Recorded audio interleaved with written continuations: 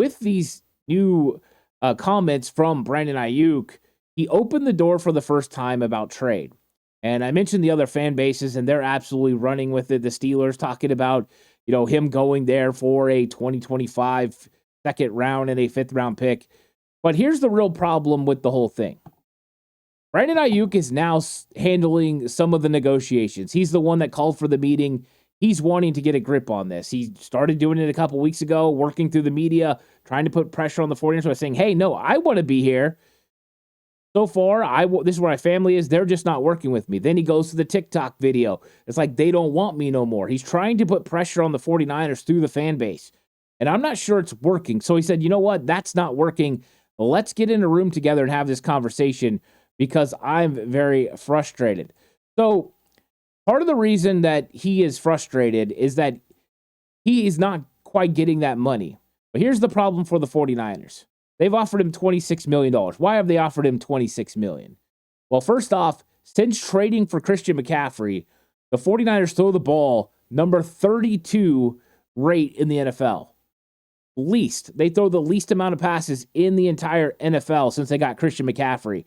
They pass on 51.8 of their offensive snaps, so just over half. You talk about balanced offense, run to pass, you're 51.8 passing in today's NFL. That makes it a little bit more difficult. They've only called 1,643 offensive snaps. That's number 28. The explosivity of the 49ers offense means they don't even call as many plays as the other teams around the league. There's not as many opportunities for the playmakers that they have on the team. But part of it is because they have so many playmakers on the team, it makes it easier for everyone else. So when you see those numbers, you see Aiyuk did such a great job.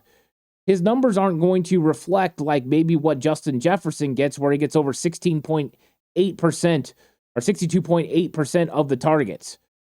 Aiyuk's just not going to get that. He's in a run-first team. This is where he wants to be. That might skew what his value looks like. But here's the problem for Aiyuk when he's pushing for a potential trade. There is absolutely no upside to trading Brandon Aiyuk right now.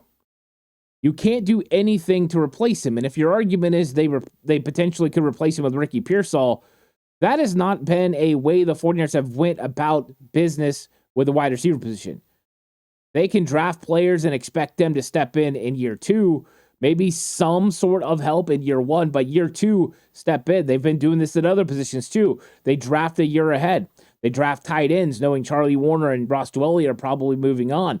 They draft safety Talanoa Hufanga, knowing they're going to move on from Tart, maybe even Jimmy Ward. They draft Deommodore Lenoir and Ambry Thomas, knowing they got to improve that position. D. Winters, Jalen Graham, don't know what's going to happen with Oren Burks. 49ers continue to draft ahead of time, and that's what you have to do. You can't be a team that needs to rebuild. You just reload. If you have players in the pipeline, when somebody moves on, whether that's because they got more money out there or maybe they just retire, whatever it is, you have to have that player that can step in. So the 49ers have been doing that. You just look at the safety room this year, Malik Mustafa. The year before, Jair Brown replacing Tayshaun Gibson. So 2025 draft picks are not going to get it done for Brandon Aiyuk. The San Francisco 49ers are in a win-now situation. They just went to the NFC Championship game in 2021, 2022, 2023. They got over the hump and went to the Super Bowl. They're not looking to trade an offensive weapon that had over 1,300 yards receiving last year for what could be in the future. And that 2025 pick, when's that going to help their team? 2026? That's not a bet the 49ers want.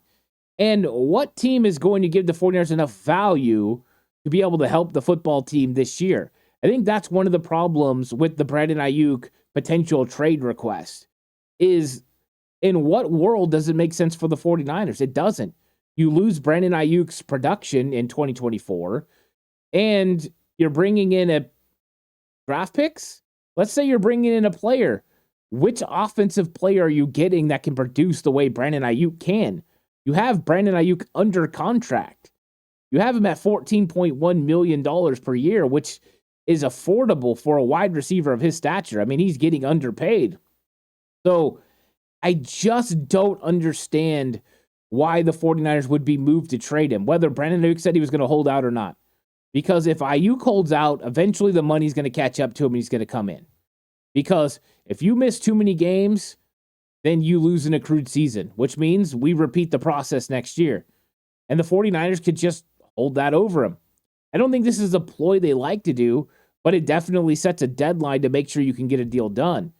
So the 49ers have really no reason to trade him. And I've heard a lot of different ideas about potential trades, but you look at the fan bases, and the Steelers are keeping their great players. They're just sending the 49ers a couple of draft picks, and the Washington Commanders are sending the 49ers nothing from the wide receiver, Diami Brown. Come on now. That's not happening. These are not good moves for the 49ers. The 49ers don't do trades that hurt them. They are the ones who take advantage of big-time trades. They're not the ones who get hurt by trades. They're not going to be pushed into a wall to make this deal for Brandon Aiyuk. And I don't think Aiyuk wants to be traded.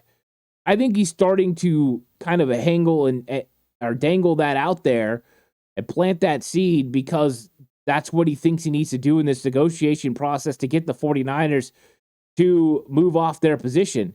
Because Brandon Aiyuk is trying to make the 49ers feel like, I'm not happy here now. I'm disrespected. I want to be traded.